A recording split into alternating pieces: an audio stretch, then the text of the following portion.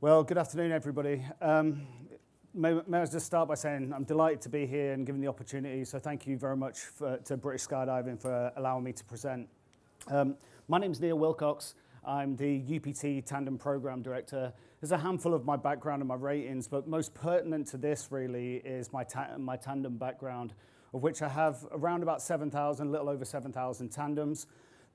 About 1,000 of those are pretty specific and complicated test and evaluation jumps, both from a military and from a civilian perspective, with a pretty hefty proportion being on our subject matter today, which is about special needs tandems.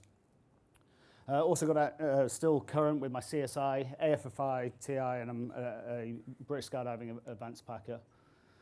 So I was trying to get the longest title slide, but it turns out that a couple of others have beaten me. But today we're going to be talking about a strategic approach to special needs tandems. And I'm going to start with a little bit of a disclaimer. Feel free to read it. But the first point really is that this presentation, really exists just to assess the commercial viability of special needs tandems, which is an ever-growing thing, certainly in the States. And the other kind of caveat really is this is written for a global audience. So if any questions are kind of directed towards me, just know that what is socially accepted when it comes to special needs specific terms may slightly differ in the States compared to what is socially acceptable here in the UK. Just know that the intent isn't to upset anyone in the process. So we're going to start with a video. And this one is my friend Gabby.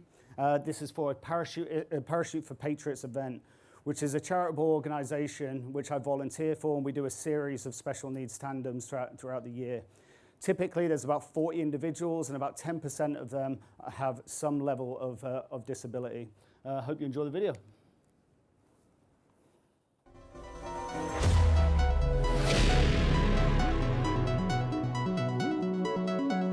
It's all right.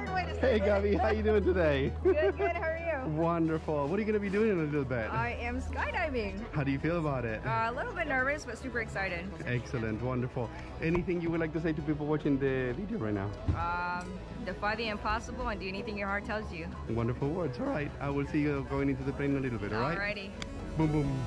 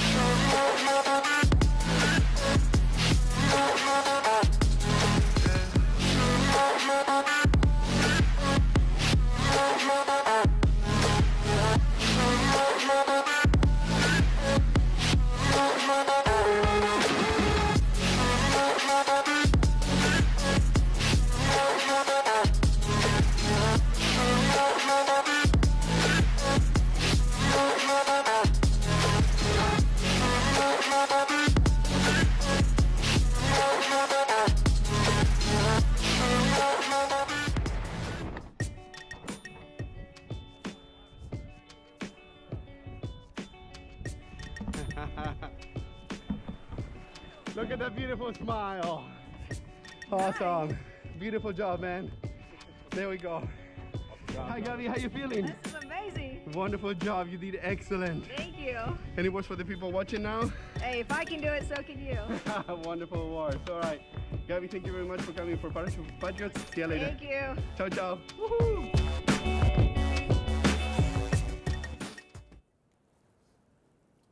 An American audience would have clapped at that point, but don't worry about it.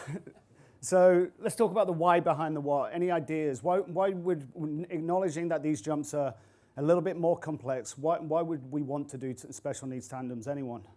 People want to do them. because people want to do them, exactly. Any others? Well, to give people the opportunity who aren't ever going to be able to do it by themselves. Yeah, for sure, for sure. I suppose they can do it by themselves if certain accommodations are made for them, but and so in fact some of these guys would then later become licensed skydivers as well, so it's a great intro into the sport. And as Jordan Peterson said, we should aim to do dangerous things carefully.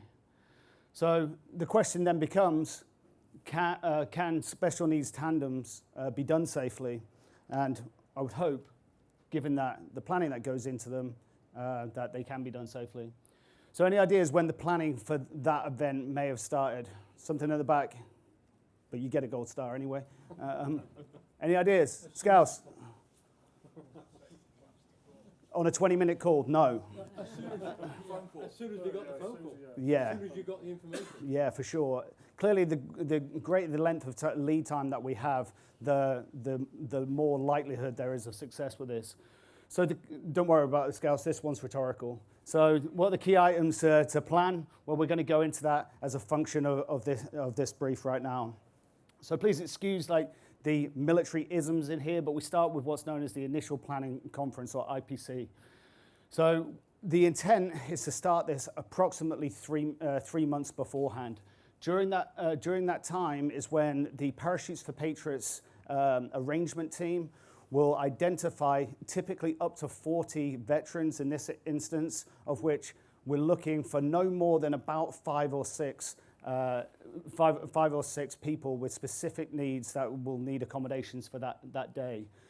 We limit ourselves to a total of 4 jumps per tandem instructor using the special needs harness. And there's some caveats to that, but the amount of people with disabilities will then drive the team selection. We often work in teams of 3, that being the tandem instructor, an outside video, and also a safety individual as well. And we'll talk more about that in just a couple of slides' time. So at the Midterm Planning Conference, or MPC, approximately 1 month before the event. During this time, we're aiming to speak to the student if possible. Now, there's some, the example that I'm going to show is a non-verbal individual. So, and that's for when later, spoiler alert, is when I get it colossally wrong. So you'll have that to look forward to at this brief. But the goal is to speak to the student, assess what their needs are, and make, on the lead time, an assessment for what it is that their limitations may or may not be. We could then aim to speak with a primary healthcare provider, acknowledging the Caldecott principles, I believe is the term here, and HIPAA compliance in the States. Very often, we'll have to sign an NDA or a medical waiver for us to be able to make that assessment. I don't know how it would work in the UK, but it goes without saying, the more information that we can get, the greater the likelihood of success on the day. The remote assessment of jumping feasibility is all about, through that conversation, assessing whether they've got, if they're able-bodied on the upper half or whatever their specific need may be. And then we're going to shift gears slightly onto the logistical side, seeing whether there's any accommodations that would need to be made for access on the drop zone. We'll then get the team together and brief the expectations. So each individual tandem instructor will have slightly different expectations, but we're talking about aircraft assistance in and around the aircraft, the safety roles and responsibilities of the safety personnel, the videographer duties, and if necessary, a drogue setter, which you'll see an application for here in just a couple of slides. The FPC, or the final planning conference then, we're about a week out. We're going to liaise with the family and or primary healthcare providers to see whether there's been any change from that, from what we've assessed during the midterm planning conference. We're going to discuss any jump-related concerns. It's likely that they've sat, like everyone else does, and watching Freak Out Friday videos. So it gives us an opportunity to address any of these concerns prior to them getting onto the drop zone. Typically, we'll aim to meet them outside of the normal kind of logistical arrangements from the rest of the able-bodied parties so that we got a greater amount of time with them on the drop zone and potentially at different access points depending on the drop zone setup. During that week then, we got a full understanding, hopefully, of what it looks like so then the team can put practice jumps in place. So if it is that we've got, in the instance that we're going to watch later, a non-verbal quadriplegic, we will simulate that by having an examiner typically on the front, or at least a tandem instructor on the front, to simulate what that's going to be like in terms of free fall. It's about as good as we can get, but we're trying to set ourselves up for success throughout this process. So on the day, what that looks like is we'll meet with a student and do an in-person assessment of their physical ability. The verbal and non-verbal communication is kind of key. Ultimately, we still need to have consent from them saying yes, they're happy to skydive. In the instance that we're going to watch for when it goes slightly awry, that was a thumb up from the individual. Say it was going to be a thumb up or a squeeze on my arm if he was not happy to jump. So we need to come up with some kind of customized solution to get in their consent to say that they are indeed ready to skydive. We need to come up with a plan for what that looks like for a jump refusal, bearing in mind that the exit order is typically the tandem with the disabled individual going out first. So that can cause a bit of a logistical bottleneck if it is that they do refuse. Fortunately, I've not had any, not been in that position, but certainly people have in the past. So we need to come up for what that kind of looks like. Typically, the aircraft will air land, and we will take the individual off and reassess and relaunch the aircraft. If that means that we have to pay for that load, then so be it. We can't just be putting somebody out that doesn't consent to skydiving. So we're going to deconflict with the drop zone. Again, we're aiming to be first out because it makes our life a lot easier on the in terms of just moving in and around the aircraft. But as the tandem instructor that's making this jump, my goal is to have a singular focus, and that is the safe completion of that jump. So the safety team that's put into place through the expectations that are laid out both in the MPC and the FPC, I'm going to let them crack on and do whatever it is that they need to do to deconflict all of this. I've got my game face on at this point, and I'm just concentrating on getting that person safely to the ground. On completion, as important as all of the run-up is the post-jump debrief. So we'll conduct a hot debrief. So when I've landed from that tandem with Gabby, we'll get her safely back into the packing area, safely to her family. Her day can then continue. Immediately on completion, the team will go back out to the landing area and debrief everything floor to door, door to floor. We'll then write minutes and make sure that these are actionable items for the next event, the next jump, whatever it might be. And this fella, George, whatever, has got a firm grasp of the obvious. If we don't learn from our mistakes, we're doomed to repeat them. Any questions so far? Please, yeah. How many times do you have to say no? Well, no, no, no sounds like go, go, go. Is that the gig here? No. Sorry, we can't use your disability. It's up to you. I'm gonna. That's a great question. So the question was, at what point do we say no? We'll follow up with that towards the end of this. Great question, though. Any other questions before we move on? I know that everyone wants to watch this video of me being very vulnerable in front of you. Okay, so best laid plans. So this was March 2024. This was for a Parachutes for Patriots event. The student, again, was a non-verbal quadriplegic, approximately 50 pounds heavier than me and 4 inches taller than me. The jump team was as good as it's probably going to be in terms of the environment, and that was myself with my ratings. The other two support staff, be the outside video and drogue setter, as you'll see, are also test jumpers for PD and UPT. They're tandem examiners, and all of them are master riggers. So it's kind of the gold standard of teams, but you see sometimes, yes, sir? Could I ask you to tell me what a drogue setter is? A person that sets the drogue. So you'll see the video. Somebody's actually holding onto the drogue, and you'll see what it looks like.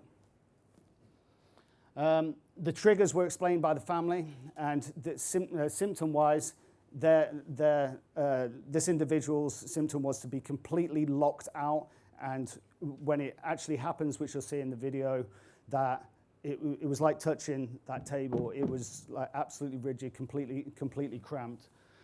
The primary carer for this individual explained some relaxation techniques, which we'll talk more about in just a moment as well. Stop recording, got it? Cool. So, I suppose for ease of explanation, let's talk about what went wrong. Any ideas? Firstly, did I make a series of poor judgments there?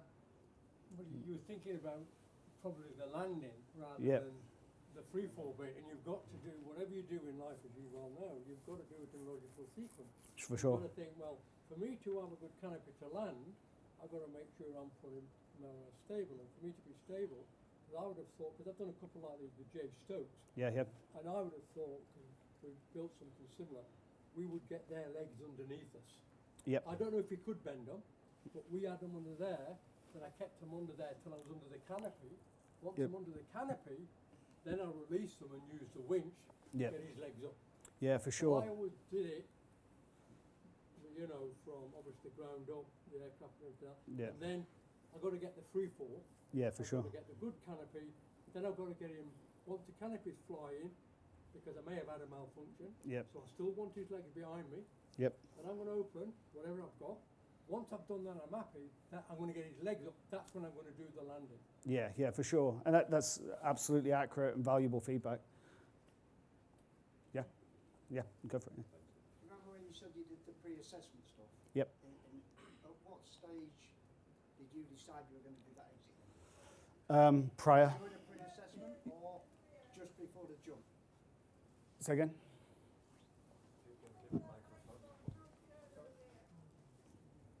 Cool, thank you. Are we on? It seems like it, yeah. At what stage did you decide you were going to do that exit?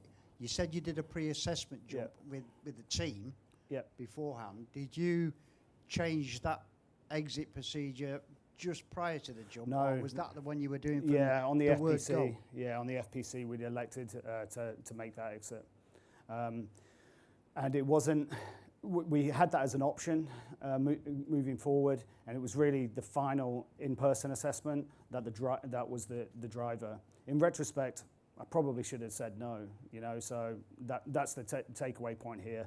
It's absolutely fair game to say no.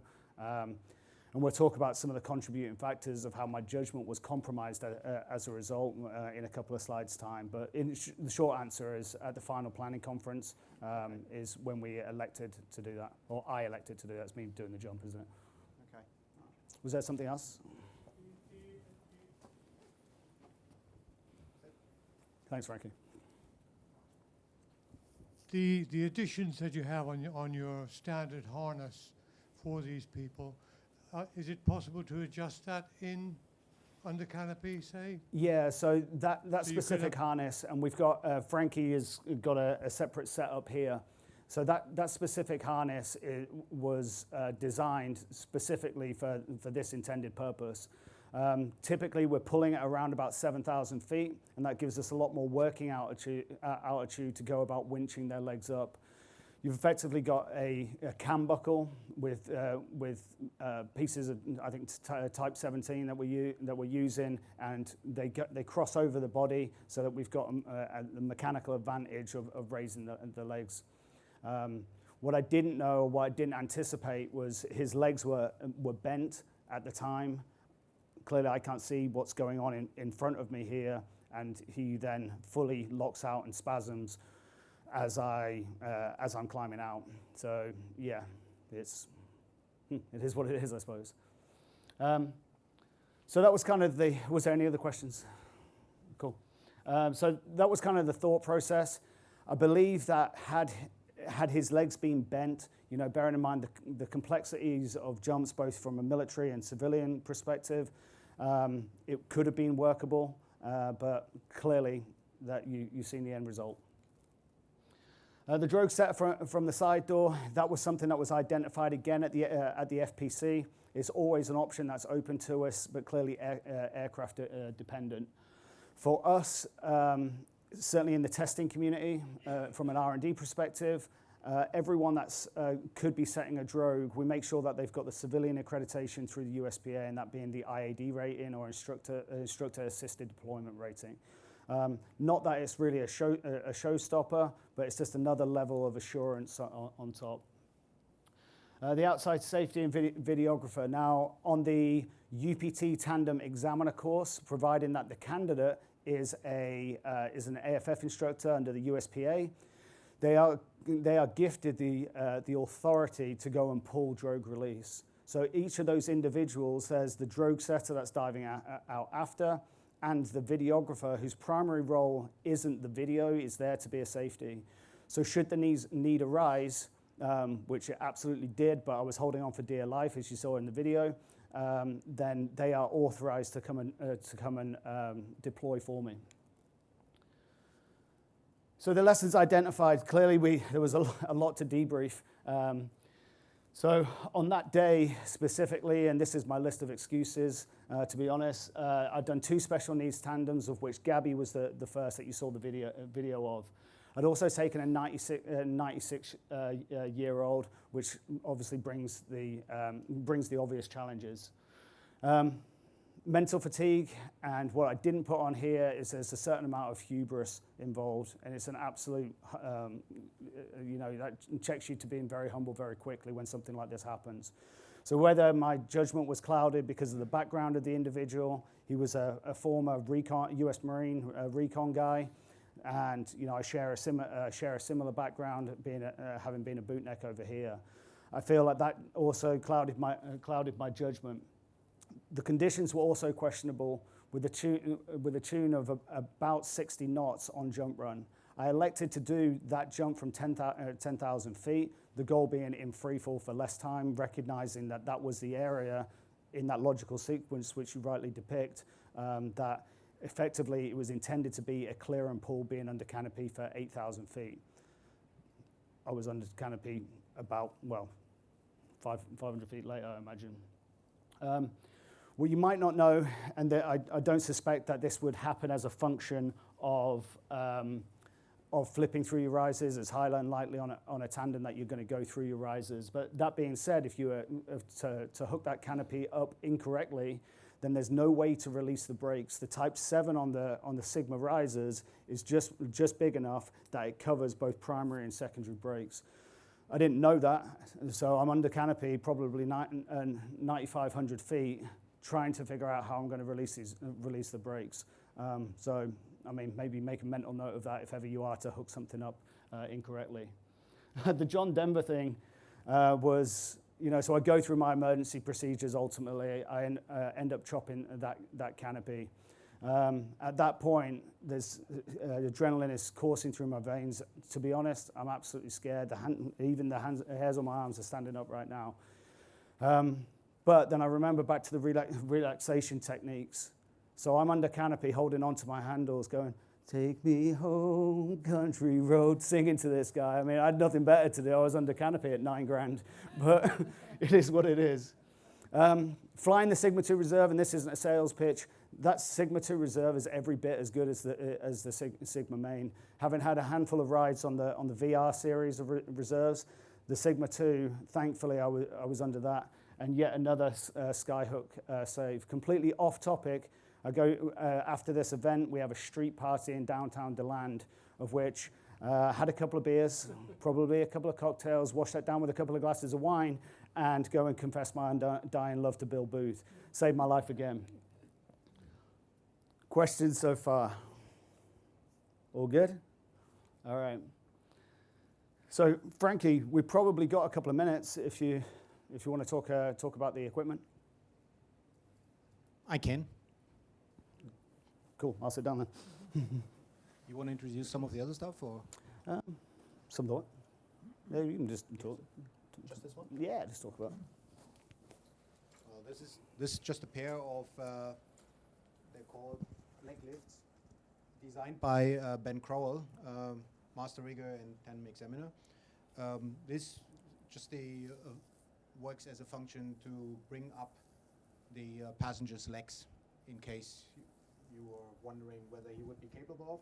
So these go around the lower legs, and the foot is in there, and these go up around the upper hooks, and then you could basically just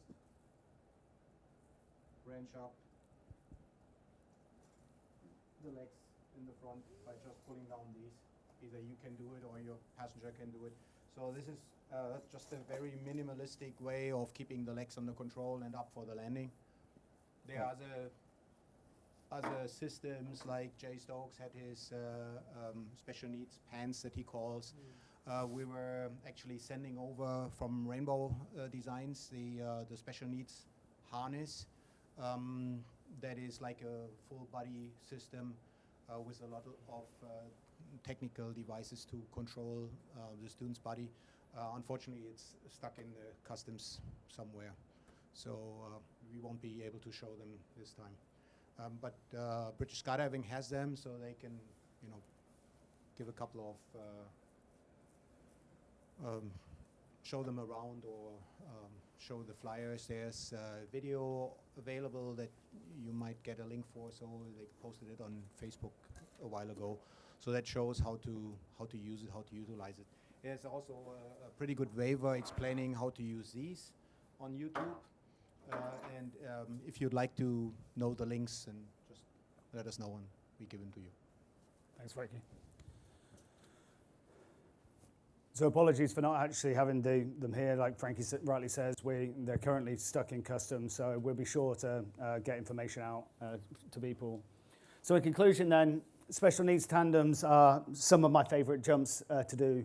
It's hugely rewarding, and I would like to do more of them. We currently do up to 3 Parachutes for Patriots events per year, with one kind of flagship event held in DeLand.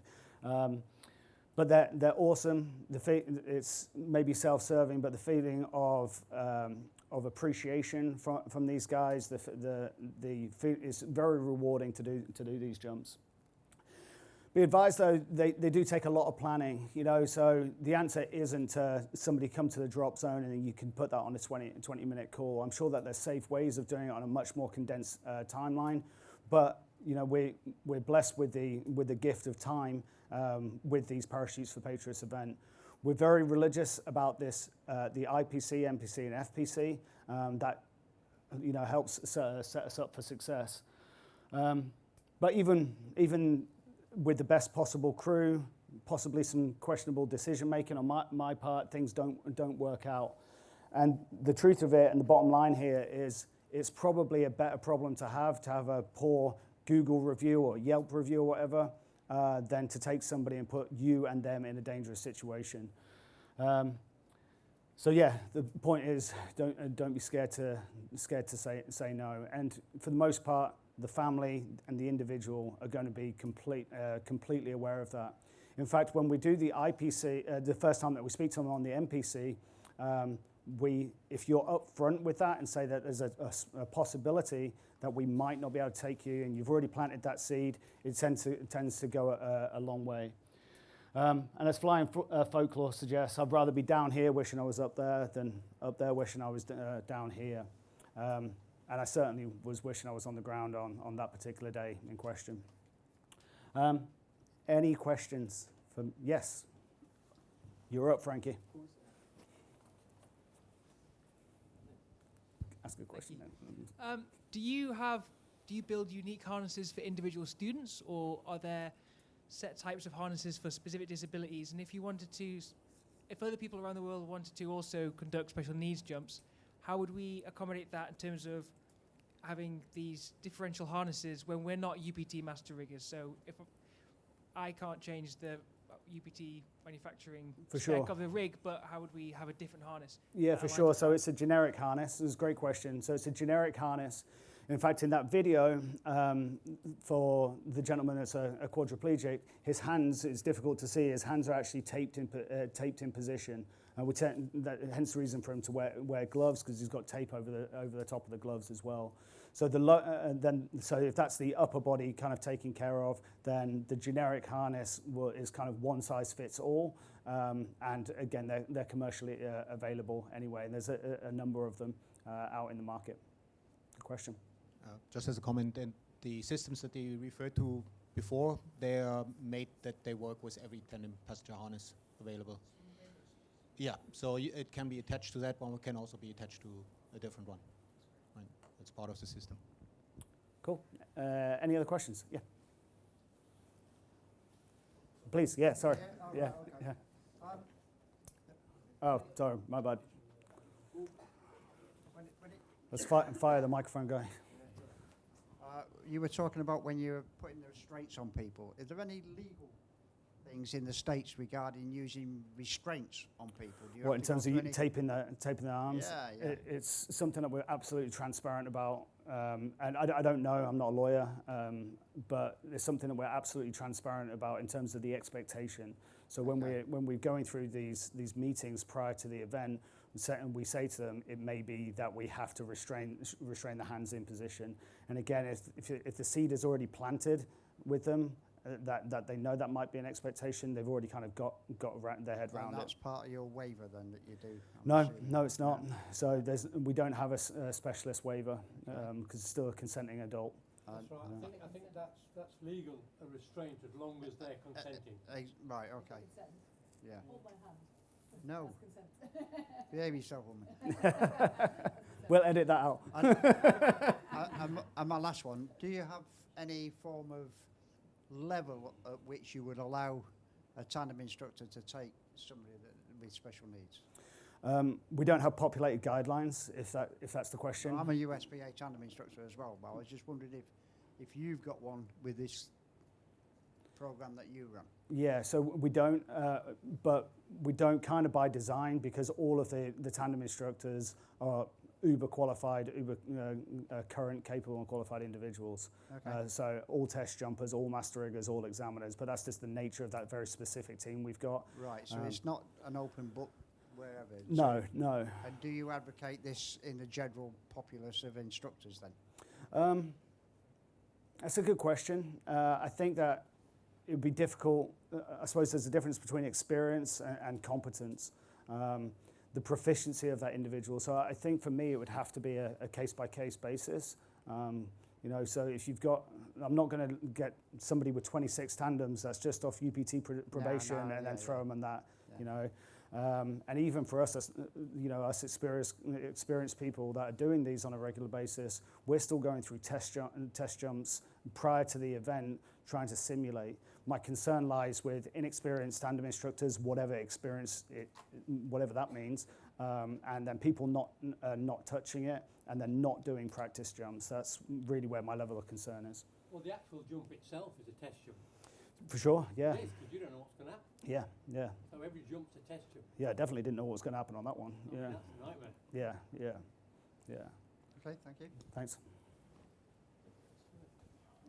You mentioned physical disabilities, but are there anything for, say, lower functioning, say, for example, someone's quite severely autistic, for example, and you're trying to work with them, so you may not necessarily need a new harness system, but you're still going to need to have almost specialist approach by the instructor to the pupil instead? Yeah, absolutely. So I can't talk from the autism side, but certainly veterans with TBIs, traumatic brain injuries, we've done a lot of them. So it's still the same kind of specialist approach. So that's only as good as me going back to the organizers, gaining as much information about the clientele that's going to be part of that day. To err on the side of caution, so concurrently, while all of this is going on, concurrently, just normal tandems are happening regular tandems are happening for veterans. So to err on the side of caution, if there's any concern over any of those individuals, then they will immediately be put with the team that we put together. But good question. Is this a medical question? No, it's actually, okay. I'm wondering how many PTOs in the UK are using the winch system at the moment. I think Sky High maybe do. I'm not sure of any other at Sky High. Is there any other PTOs apart from Sky High using the winch at the moment? Yeah, I do. Yeah. So maybe sometimes others. Sometimes it doesn't work very well depending on who's on the front of you as well. Just a small straw ball, just because for my interest. Yeah, for sure. I've got a medical observation now, which is when he's finished. So how do you find the pressures? I know you do a lot of background checks and you meet them and speak to them beforehand. For the problems at drop zones when families, a tandem student will turn up and they're going to be challenging, whether they're going to be impairments or they're going to be mental disability. Where do you find that the pressures come from, like more the family, in order to deliver this and get this across the line? Because I often find that the individuals sometimes, if it might be Downs or like you say, severely autistic, there's more pressure often coming from the families because they want to see it happen, more so than the individuals themselves wanting to do the jump. Do you often find that, or do you that gets cancelled out because you've already done so much background?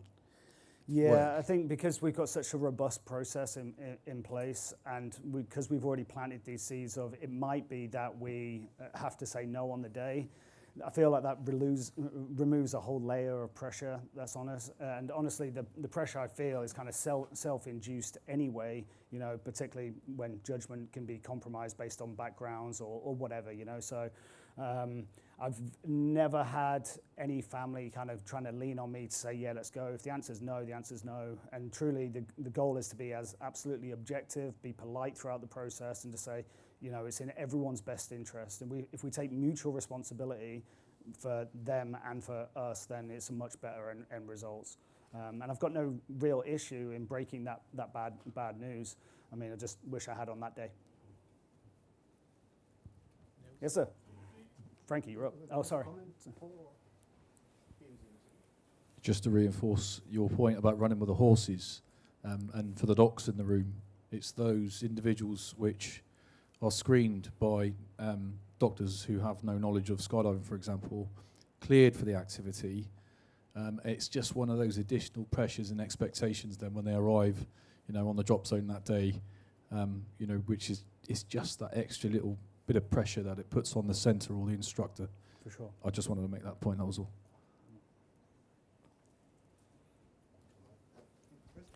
And clearly there's a certain threat of bad press as a result of saying no, but planting the seed is kind of critical. Sorry, yes? Did you actually say it was easier, from your point of view, to use a tailgate aircraft? It depends on the nature of the disability.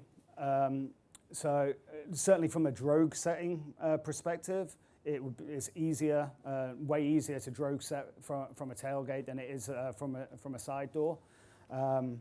But yeah, I mean, I don't actually have too much of a preference. Arguably, jumping from a side door is more complex in terms of the mechanics across 2 axis versus a singular axis, just taking a dive exit.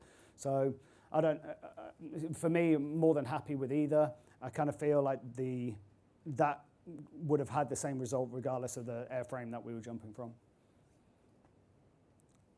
Any final questions? Go on, Frankie, you're up, dude. Earning your money today, mate. Thanks. I was just wondering, in terms of the equipment or the regulations at drop zones in other places that don't specifically cater to people who are disabled, are there any changes because obviously this is what you do, are there any things you would say no, this should be different or this should be changed? What, in terms of regular tandems?